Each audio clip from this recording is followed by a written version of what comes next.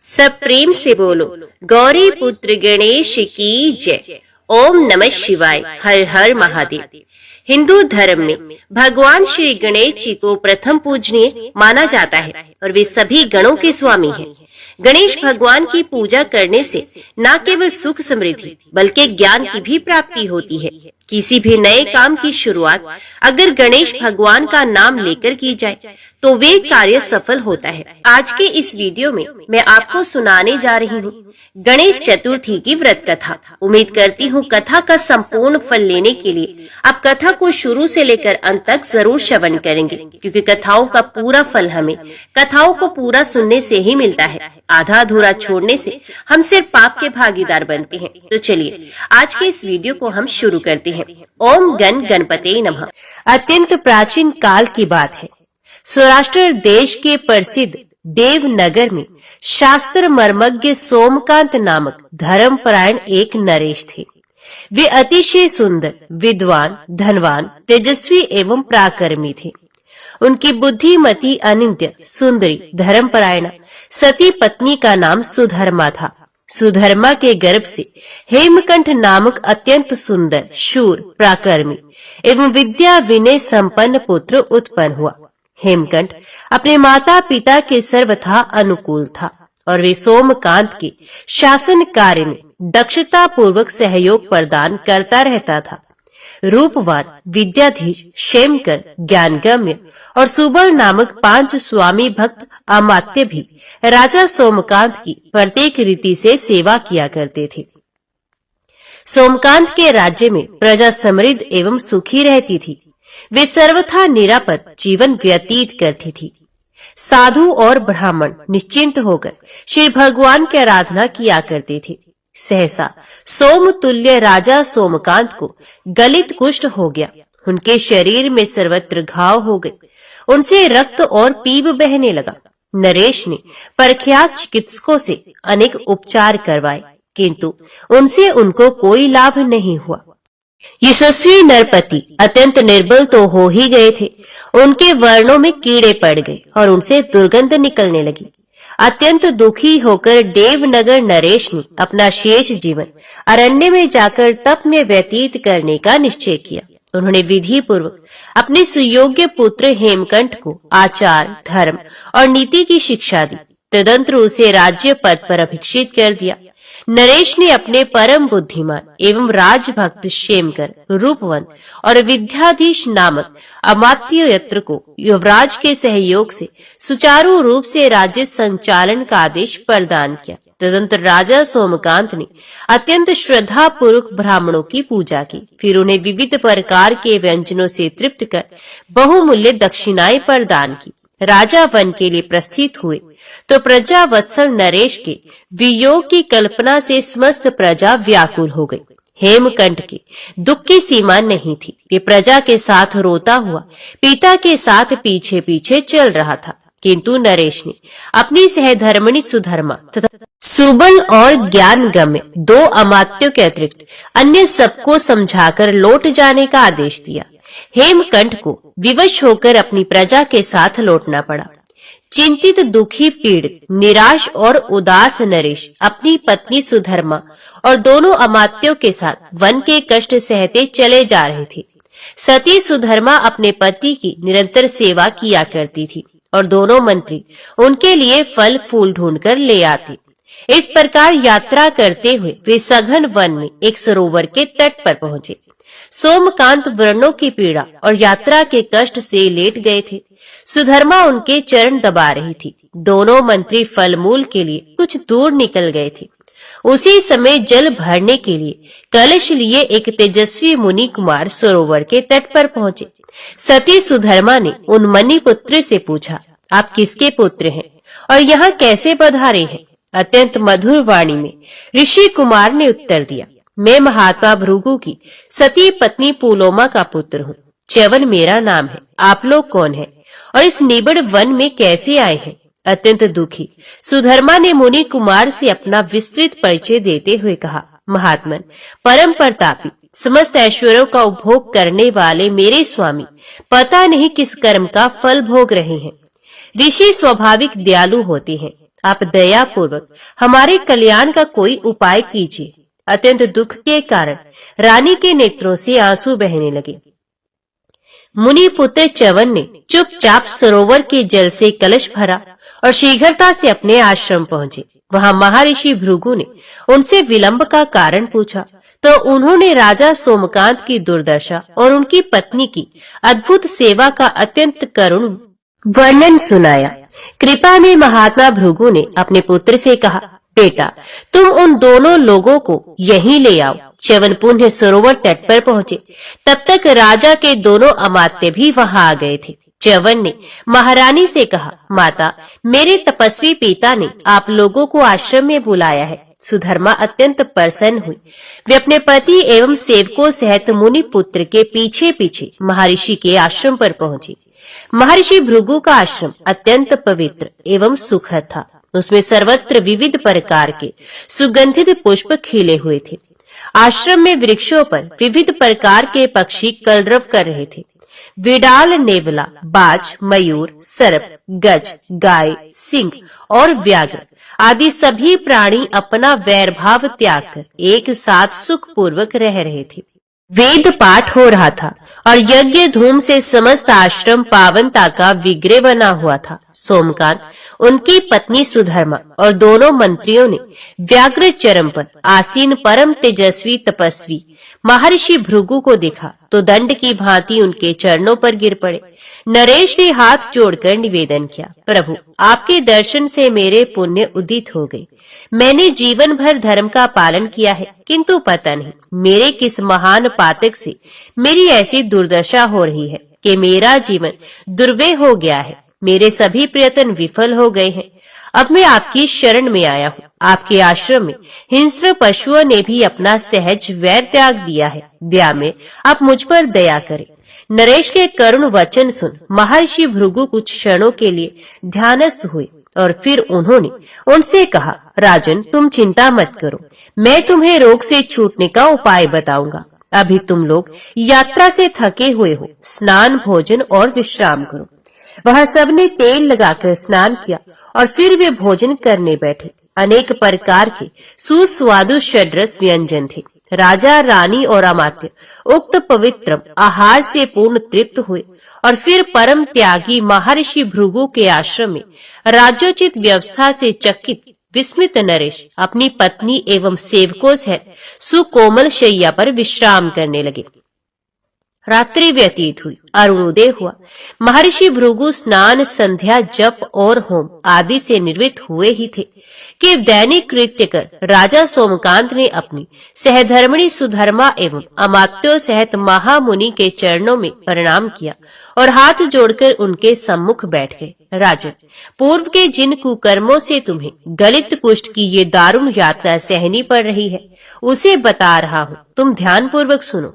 करुण हृदय महात्मा भृगु राजा सोमकांत को उनके पूर्व जन्म का वृत्तांत सुनाते हुए कहने लगे। विंध्यगिरी के निकट कोल्हार नामक सुंदर नगर में चिद्रूप नामक एक धन वैभव समन वैश्य था।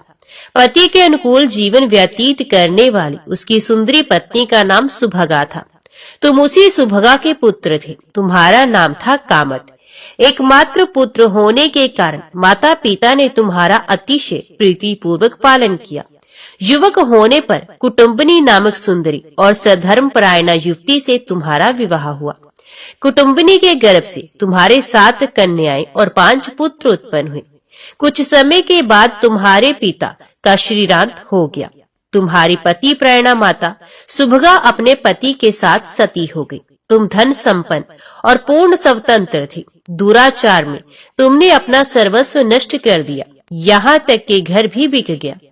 तुम्हारी सरला पत्नी समझाती पर तुम उसकी उपेक्षा कर देते। विवश होकर वे अपनी संतानों के साथ अपने पिता के घर जाकर जीवन निर्वाह करने लगी। तुम दुराचार संपन्न सर्वथा निरंकुश थे। बलपूर्वक दूसरे का धन छीनकर मद्य, मांस और परस्त्री का सेवन करते। तुम्हारी दुष्टता पराकाष्ठा पर पहुंच गई। तब राजज्ञा से तुम नगर से निर्वासित कर दिए गए। तुम वन में पहुंचे। वहां तुम दस्यु जीवन व्यतीत करने लगे। तुमसे भयभीत होकर मनुष्य ही नहीं पशु भी प्राण बचाकर भागते थे। तुम पर्वत की गुफा में रहते थे।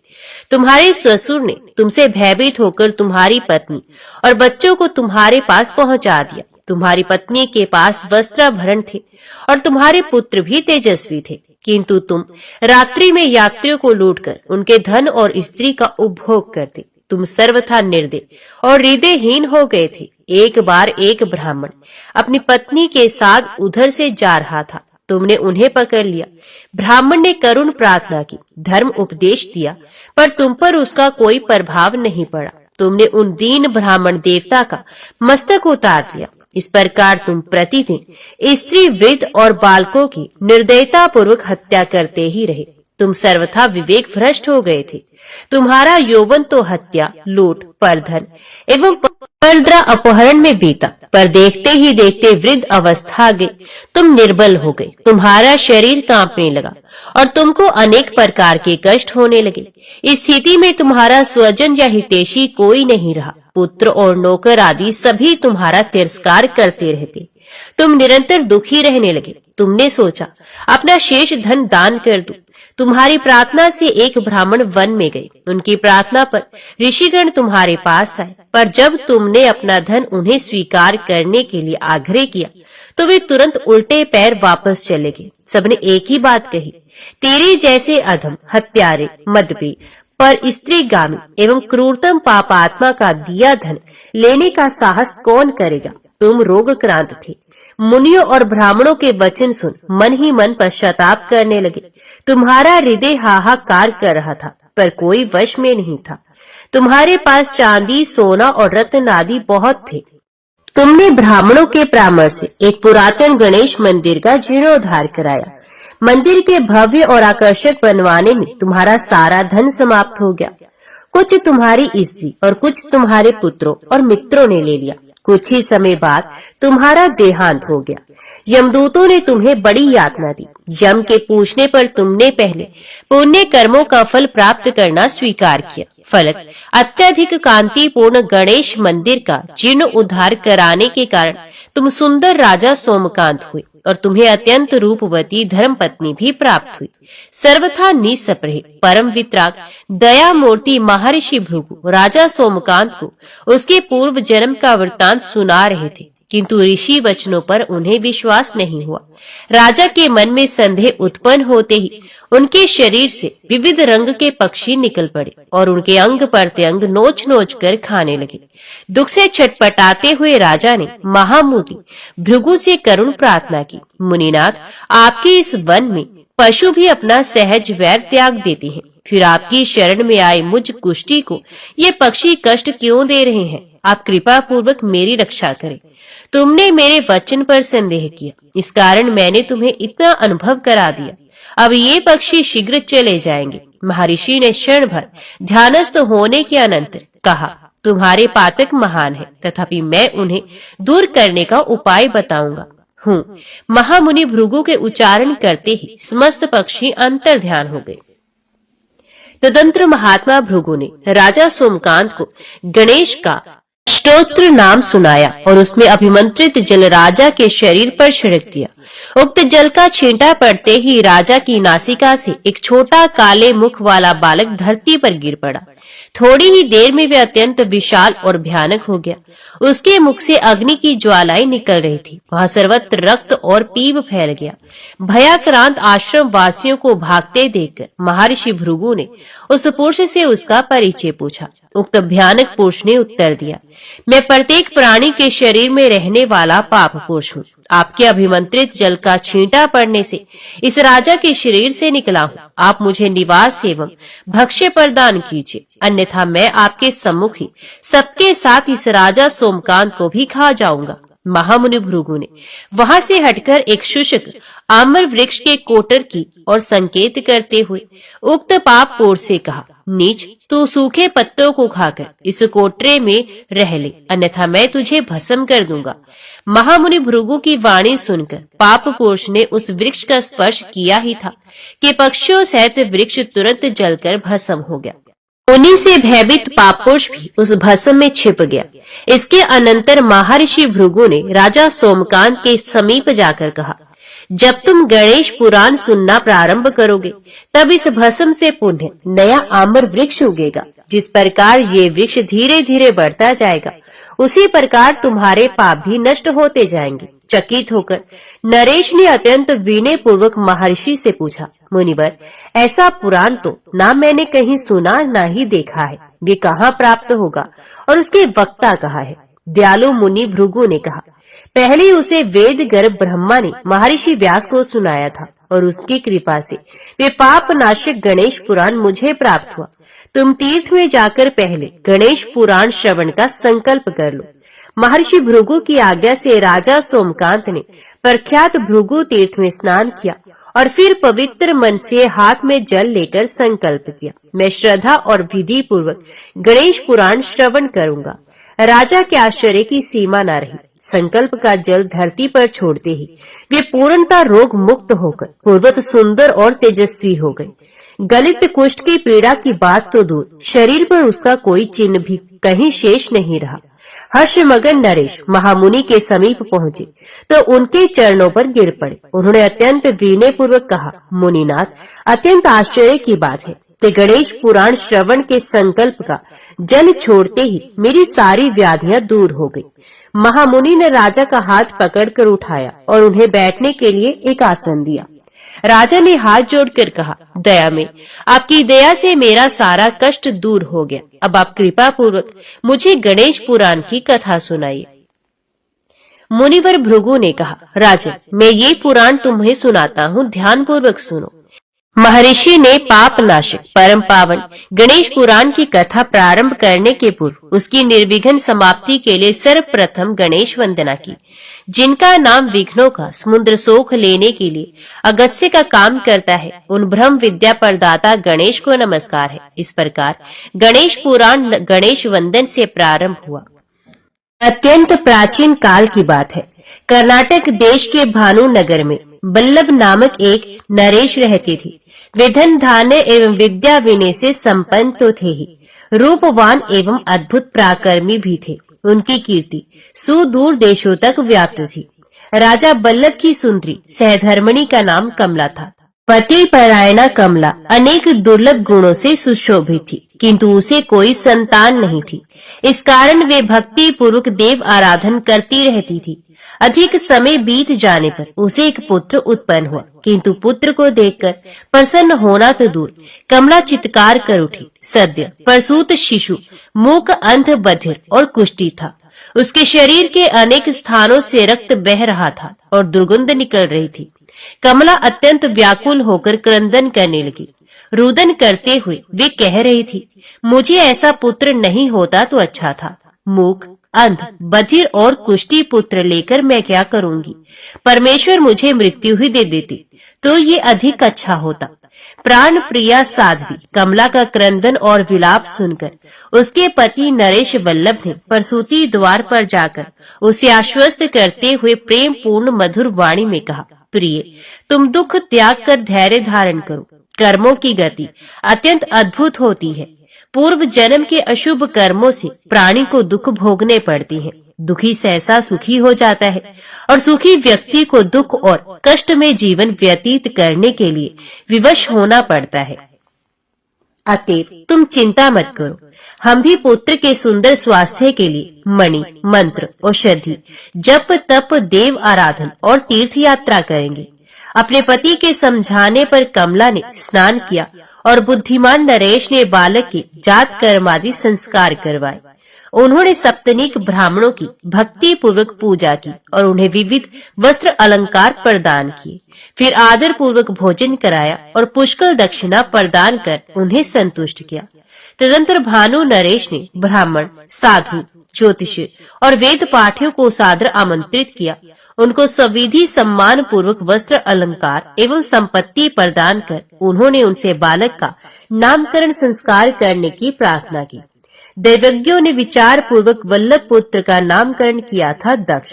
फिर धर्मज्ञ राजा वल्लभ ने दक्ष के स्वास्थ्य लाभ के लिए अनेक प्रकार के अनुष्ठान और जप करवाए, मंत्रों के प्रयोग करवाए, सर्वोत्तम उपचार किए और स्वयं अपने पुत्र की रोग मुक्ति के लिए उन्होंने 12 वर्ष तक तपस्या की, किंतु कोई लाभ नहीं हुआ। दक्ष पूर्वत मूक, अंध, बधिर और कुबड़ा तो बना ही रहा। उसके गलित कुष्ठ में तनिक भी अनुकूल परिवर्तन नहीं हुआ। उसके अंगों में रक्त बहता रहा और शरीर से दुर्गंध निकलती ही रहती। दक्ष के पिता भानु नरेश दुखी तो थे ही, वे अत्यंत कुपित हो उठे। उन्होंने अपनी सारी मानसिक अशांति एवं दुख का मुख्य हेतु अपनी सरला साध्वी पत्नी कमला और पुत्र दक्ष को समझा। इस कारण उन्होंने निर्ममता पूर्वक मुकांत, बधिर और कुष्ठी पुत्र के साथ अपनी सहधर्मिणी कमला को भी राज्य से बहिष्कृत कर दिया। राजा बल्लभ की पति प्रायणा अर्धांगिनी कमला सर्वथा विवश, असहाय और निरुपाय थी। पति परित्यक्ता रानी कमला रोती हुई अपने राज्य की सीमा से बाहर निकली। विदेश से सर्वथा अपरिचित कमला की आजीविका का कोई साधन नहीं था और उसके साथ दुर्गंध युक्त मुकांत, बधिर, कुबड़ा, रुग्ण पुत्र था। वे दुख से अधीर और व्याकुल होकर रोती कल्पती रही। उक्त दयनीय परिस्थिति में भी चोरों ने उसके आभूषण आदि छीन लिए। अनाथ रानी अपने तथा अपने अभागे बच्चे की उदर पूर्ति के लिए भीख मांगने लगी। राज सदन में दासियों से घिरी अत्यंत सुख पूर्वक जीवन व्यतीत करने वाली परम सुंदरी सुकुमारी कमला की देह अत्यंत कठिनाई और दुख से काली पड़ गई। वस्त्र मैला हो गया, फट गया। अकल्पित असहनीय कष्ट और अपमान सहती हुई दरिद्रा और भिक्षुणी राजरानी कमला अपने साक्षात पाप मूर्ति पुत्र को लेकर गांव-गांव भीख मांगती एक शिव मंदिर में जा पहुंची। रोती हुई कमला ने भगवान आशुतोष के चरणों में प्रणाम किया और अपने पुत्र दक्ष का मस्तक भी भगवान के चरणों पर रखा। तदंतर वे अपने पुत्र को मंदिर में बैठाकर स्वयं ग्राम में भिक्षा मांगने चली गई। भिक्षाटन से लौटने पर उसने पुत्र दक्ष को खिला पिलाकर सुला दिया और स्वयं दया निधान देवाधिदेव महादेव जी के चरणों में लेटकर रोने लगी। कमला ने हाथ जोड़े अत्यंत व्याकुलता से भगवान आशुतोष से प्रार्थना की, करुणा नयन भोलेनाथ दया कीजिए, मेरे अपराधों को क्षमा कर दीजिए, अब मुझसे ये दुख नहीं सहा जा रहा। दक्ष की माता बल्लभ पत्नी रानी कमला दुख से छटपटाती हुई गौर त्रिपुरारी के सम्मुख हाथ जोड़े करुण प्रार्थना करती ही रही और प्रार्थना करती हुई वहीं सो गई। दूसरे दिन कमला ने स्नान करने के बाद शिव की भक्ति पूर्वक पूजा कर उनके मंगल में चरण कमलों में साष्टांग प्रणाम किया। तदंतर वे हाथ जोड़कर महेश्वर का स्तवन करने लगी। दुखातिरेक से उसके नेत्रों से अश्रु प्रवाहित हो रहे थे। उसने पुण्य पाप नाशिक परम प्रभु शिव के चरणों में श्रद्धा भक्ति पूर्वक प्रणाम किया। सर्वथा अनाथ परम दुखिनी भिक्षा जीवनी कमला ने अपना भिक्षा भाजन उठाया और अपने पुत्र दक्ष का हाथ पकड़कर भिक्षा मांगने निकली। वे कुछ ही दूर गई थी कि उसे और उसके मुगाद बदिर कुष्ठी पुत्र के शरीर को श्री गणेश जी के एक अनन्य भक्त पवित्रम श्रेष्ठ ब्राह्मण की शरीर वायु का स्पर्श प्राप्त हुआ। अत्यंत आश्चर्य, सर्वथा असंभव को संभव देखकर कमला को सहसा विश्वास नहीं हुआ। उसके प्राण प्रिय पुत्र दक्ष की देह दिव्य हो गई, उसके नेत्र पर फूल कमल तुल्य हो गए। वे सब कुछ देखने लगा, कानों से सब कुछ सुनने लगा। उसका कुबड़ा सर्वथा लुप्त हो गया। कुष्ठ, बहने वाले रक्त और दुर्गंध के स्थान पर वे परम आकर्षक सर्वांग सुंदर राजकुमार हो गया। उसकी वाणी मुखरित हो गई। उसने अपनी परम तपस्विनी माता कमला के चरणों पर मस्तक रख दिया और फिर हाथ जोड़कर गदगद कंठ से श्रद्धा पूरित मधुरतम वाणी में कहा, माँ। कमला ने अपने प्राण प्रिय परम सुंदर कुमार दक्ष को हृदय से लगा लिया। हर्षातिरेक से उसके नेत्रों से आंसू बहने लगे। दक्ष ने अत्यंत विनम्र वाणी में कहा, माँ, तेरी कठोर तपस्या पूर्ण हो गई, अब मैं तेरी सेवा करूंगा। हर्ष से पुलकित कमला अत्यंत चकित थी। वे अचिंत्य महिमा में सर्वंतरयामी प्रभु की कृपा का अद्भुत चमत्कार देखकर कहने लगी, मेरा प्राण प्रिय दक्ष मणि, मंत्र, औषधि एवं होम आदि से अच्छा नहीं हुआ। कठोर तप से भी कोई लाभ नहीं हुआ, किंतु भक्ति पूर्वक गणेश जी का नाम जपने वाले श्रेष्ठ ब्राह्मण की देहवायु के स्पर्श से ये निरोग ही नहीं, परम सुंदर और परम आकर्षक भी हो गया। मेरे समस्त पाप ताप सर्वथा शांत हो गए। मुझे अधम नारकीय जीवन से उबारने वाले वे ब्राह्मण देव सहसा कहाँ चले गए, मुझे उनका दर्शन कहाँ प्राप्त होगा। फिर राजकुमार दक्ष की जननी ने दृढ़ता के साथ कहा, वे दया मूर्ति ब्राह्मण देव जहाँ कहीं होंगे, मैं उन्हें अवश्य खोजूंगी। लूंगी। अब अपना जीवन सफल बनाने के लिए उनका मंगल दर्शन ही मेरा एकमात्र उद्देश्य होगा। इस लक्ष्य की पूर्ति के लिए मैं अपना और अपने पुत्र का जीवन होम दूंगी। विघ्नहारी प्रभु के अनन्य भक्त द्विजर के शरीर की वायु का स्पर्श क्या हुआ। दुखिनी कमला और उसके पुत्र की विपत्ति और पीड़ा दूर हो गई। अब कमला भिक्षा मांगने निकली तो सर्वत्र उसका सम्मान और सत्कार होने लगा। कुलीन धनिक उन्हें अपने यहाँ आदर पूर्वक आमंत्रित करने लगे। वे उन्हें मूल्यवान वस्त्र और अलंकार प्रदान कर विविध प्रकार के व्यंजन परोसने लगे। सभी संपन्न पुरुषों की कांक्षा होती कि ये आदर्श देवी और तेजस्वी कुमार हमारे यहाँ पधारे। धनहीन स्त्री पुरुष अपनी मधुर वाणी और फल मूल से ही उनकी सेवा करना चाहते। इस प्रकार प्रतिदिन सर्वत्र उनकी अभ्यर्थना होती, किंतु कमला का ध्यान उपलब्ध सुख सुविधाओं की ओर रंच मात्र भी नहीं जाता। वे तो उस महिमा में गणपति के अनुपम भक्त ब्राह्मण के दर्शन के उत्सुक और आतुर थी, जिनकी पावनतम अंगवायु के स्पर्श से उसे सर्वथा दुर्लभ निधि प्राप्त हो गई तथा उसके समस्त रोग और शोक का निवारण हो गया। एक दिन की बात है, दक्ष ने अपनी माता कमला के पास जाकर अत्यंत प्रसन्नता पूर्वक कहा, माँ, आज मुझे उक्त श्रेष्ठ ब्राह्मण के दर्शन का सौभाग्य प्राप्त हो गया। हर्षातिरेक से अधीर होकर कमला ने पूछा, अरे कब, कहाँ और क्या आज्ञा दी उन्होंने? आनंद विवल कुमार दक्ष ने उत्तर दिया, आज अभी कुछ ही देर पहले नगर के एक महानुभाव ने मेरा परिचय पूछा। मैंने उन्हें अपने जन्म से लेकर अब तक की अपनी और तुम्हारी सारी घटना सुना दी। मुझे पहले पता ही नहीं था कि हमें नवजीवन प्रदाता वे ही परम पावन ब्राह्मण देवता है। उन्होंने दया पूर्वक हमें आदि देव करुणाविद विनायक अष्टाक्षर मंत्र प्रदान कर उनकी उपासना करने की आज्ञा दी है। कमला की प्रसन्नता की सीमा न थी। उसे जैसे जीवन की बहुमूल्य निधि प्राप्त होगी। वे अपने पुत्र कुमार दक्ष के साथ एक अंगूठे पर खड़े होकर श्री गणेश जी का ध्यान करते हुए उनके अष्टाक्षर मंत्र का जप करने लगी। श्रद्धा भक्ति के युगल मूर्ति पुत्र से मां निराहार रहकर जप कर रही थी। उनकी सर्व सुख प्रदाता श्री गणेश जी के पाद पद्मों में अद्भुत निष्ठा और अनुपम प्रीति थी। माता और पुत्र का सुंदर शरीर परम प्रभु गजानन के ध्यान में तल्लीन होकर जप करते हुए अत्यंत क्षीण हो गया। उनके दृढ़ श्रद्धा भक्ति एवं नैष्ठिक जप आराधन से दया सागर परम तेजस्वी गजमुख उनके सम्मुख प्रकट हो गए। उन प्रभु के 4 भुजाएं थी। उनका शरीर विशाल था। वे भगवान गजमुख अत्यंत सुंदर थे, अनेकों सूर्य के समान तेजस्वी थे। उन्हें देखकर ऐसा प्रतीत हुआ मानो निशा के अंत में सूर्य उदय हो गया हो। उनका मस्तक रतन स्वर्ण और मुक्ता जटित मुकुट से मंडित था। शरीर पर रेशमी पीताम्बर शोभा दे रहा था। वे सोने के बने हुए बाजूबंद से विभूषित थे। उनके समीप महान सिंहासन था, जिस पर वे एक घुटना मोड़कर बैठे थे। सोने की करधनी रतन जटित अंगूठी उनकी शोभा बढ़ा रही थी। वे अपने उदर पर विशाल सर्प धारण किए हुए थे। उनका आधा शरीर हाथी का था और वे एक दांत से सुशोभित थे। मंगल भवन गजवक्त के इस अनवर्चनीय सुंदर स्वरूप का कमला और दक्ष अतृप्त नेत्रों से दर्शन कर ही रहे थे कि भगवान गणेश उन्हें उक्त पवित्रम श्रेष्ठ ब्राह्मण के रूप में दिखने लगे। मंगल मोद प्रदाता प्रभु गजानन ने ब्राह्मण वेश में कहा, मैं तुम्हारी श्रद्धा और भक्ति से प्रसन्न हूँ। तुम इच्छित वर मांगो।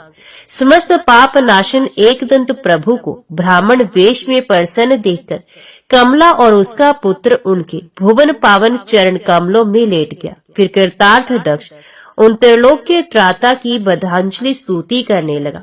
द्विज श्रेष्ठ, आज मेरे पूर्व जन्म का किया हुआ पुण्य फलित हो गया, क्योंकि आज मुझे आपके परम महान विनायक तथा विप्र द्विद रूप का दर्शन प्राप्त हुआ। इससे मेरा जन्म सफल हो गया। आप समस्त कारणों के परम कारण हैं। वेदों के प्राकट्य में भी आप ही हेतु हैं। आप ही सर्वोत्तम गय स्वरूप सनातन पर ब्रह्म है, जिसे श्रुतियां भी ढूंढती रहती हैं। आप ही सबके साक्षी और अखिल जीव जगत के बाहर तथा भीतर विराजमान हैं।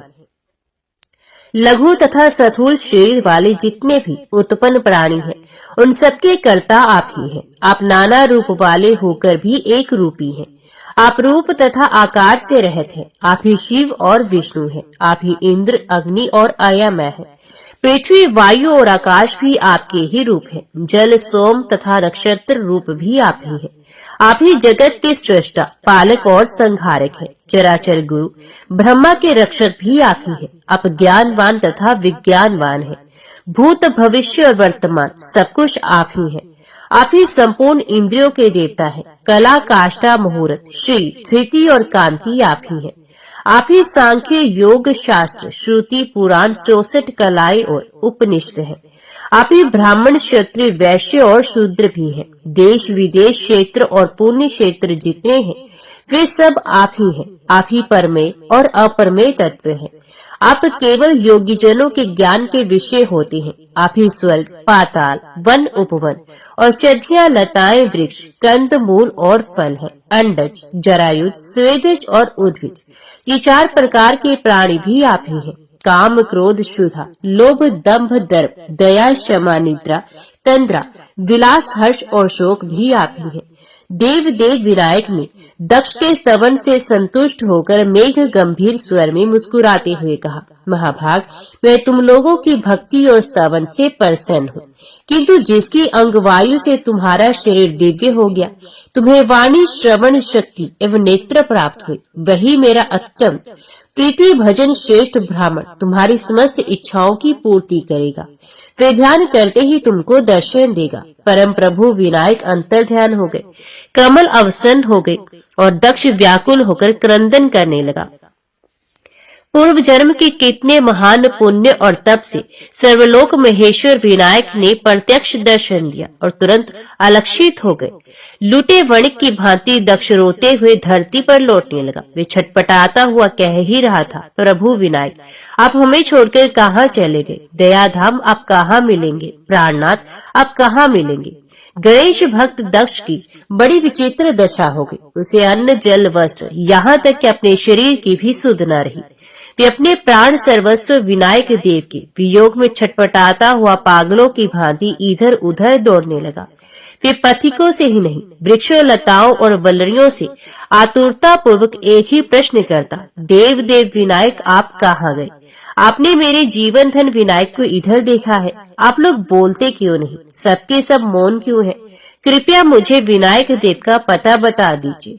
दक्ष विनायक वियोग की असहनीय ज्वाला से झुलस रहा था। वे उन्मत्त तुल्य प्रलाप करता हुआ धरती पर गिरकर मूर्छित हो गया। उक्त अचेतन स्थिति में उसी पुनः उसी ब्राह्मण के दर्शन हुए। उन्होंने दक्ष से कहा, कुमार, मैं मुदगल ब्राह्मण हूँ। श्री गणेश जी के प्रकट होने पर उनसे तुमने जो कुछ मांगा था वे सब मैं तुम्हें देता हूँ। तुम्हारी समस्त कामनाएं पूरी होंगी।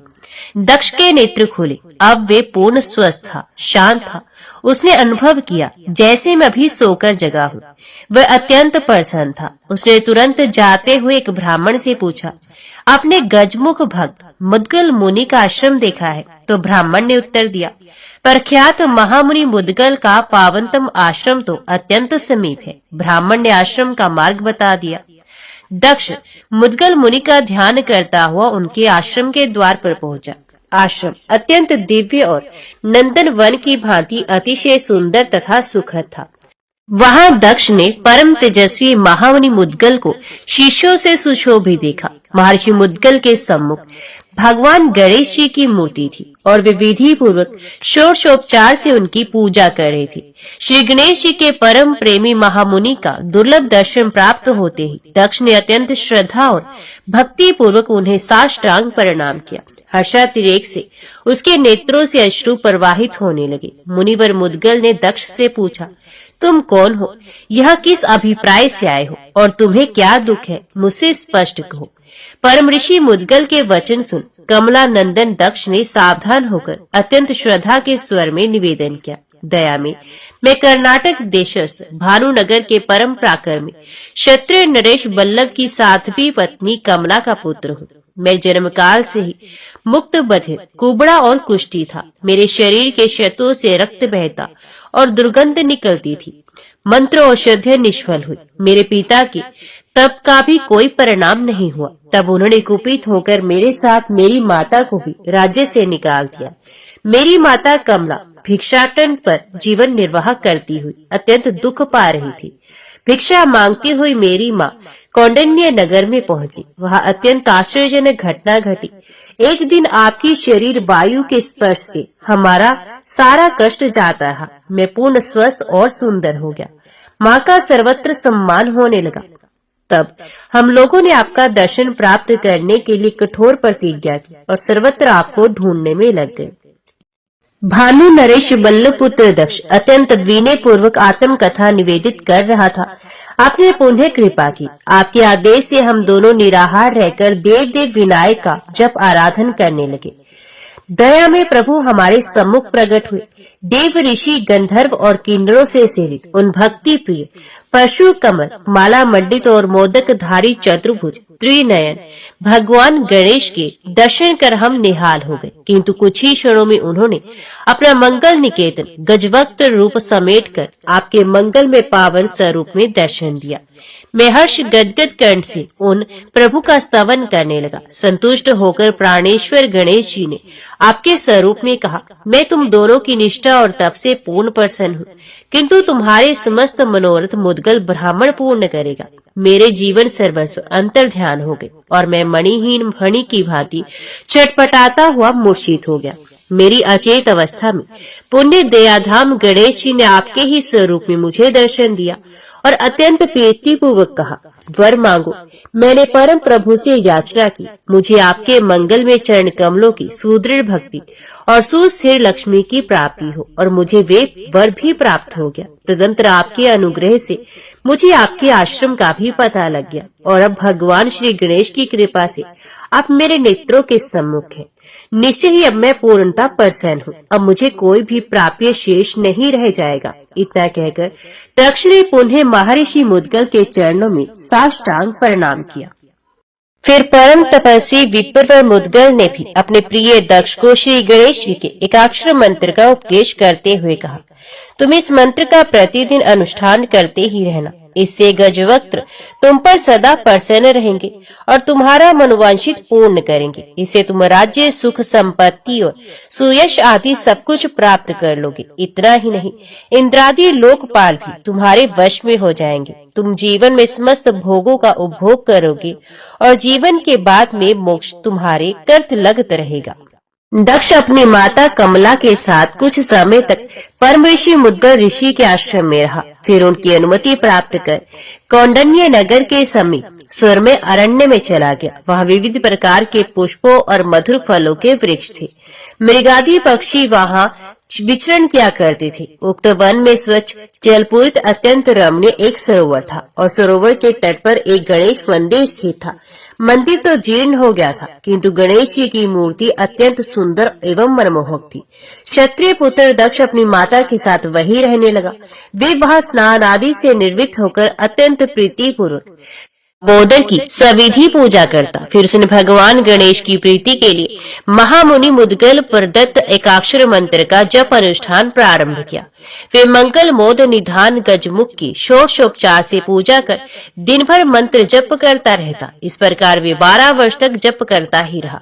एक दिन प्रतिदिन की भांति रात्रि में दक्ष ने अपने आराध्य की पूजा प्रार्थना की और उनका ध्यान करते हुए शयन किया।